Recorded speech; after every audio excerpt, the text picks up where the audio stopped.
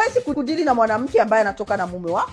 Dili na mume wako wewe. Dili na mume wako. Ndio maana nimekwambia hivi, chukua pilipili ya unga.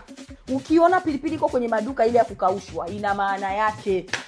Andika majina. Una uwezo hata wa kuandika jina la mume wako. Yaani ukaweka pilipili juu ya lile jina. Ukasema hivi, mwanamke wowote ukakae muona kwa macho yako ambaye siye mimi, muone ka pilipili.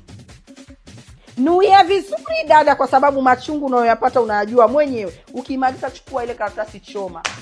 Mlimbwatishe mume wako. Wewe unataka kugombana na mwanamke wa nje, ndugu yangu, unajishushia thamani. Hiyo ni kujishushia thamani. Ukigombana na mwanamke wa nje unajishusha.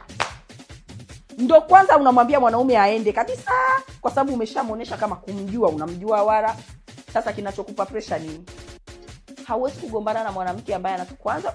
Mungu wangu wewe, jamani.